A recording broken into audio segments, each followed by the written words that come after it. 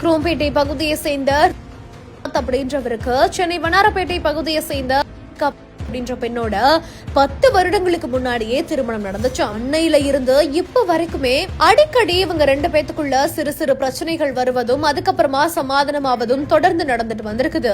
இந்த நிலையில தான் கடந்த 4 மாதத்திற்கு முன்னாடி வீட்டுக்கு பக்கத்துல இருக்கக்கூடிய ஒரு உடற்பயிற்சி கூடத்துக்கு சென்று உடற்பயிற்சியில ஈடுபட்டிருக்காங்க.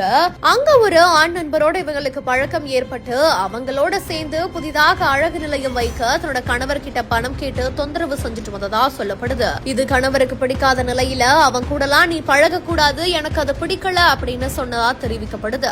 இதனால இருவருக்கும் மீண்டும் தகராறு ஏற்பட்டதாகவும் அவங்களோட அண்ணன்களுக்கு தொலைபேசி மூலமா தன்னை கொடுமைப்படுத்துவதா தெரிவிச்சதாகவும் இதனால் அவங்க சென்னையில இருந்து கார் மூலமா குரோம்பேட்டைக்கு வந்து தன்னோட தங்கச்சிய கார்ல அழைத்துட்டு போக வந்திருக்காங்க. அந்த நேரத்துலதான் 2 குடும்பங்களும் மாறி மாறி தாக்கி கொண்டு இருந்திருக்காங்க. 2 தரப்பினருக்கும் இடையில வாக்குவாதம் முற்றவே அது கைகலப்புல முடிஞ்சிருக்குது. இந்த ஒரு சம்பவம் குறித்தான வழக்குல பெண் வீட்டை சேர்ந்த அண்ணன்கள் 2 பேரை போலீசார் வழக்கு பதிவு செய்து விசாரணை நடத்திட்டு வராங்க.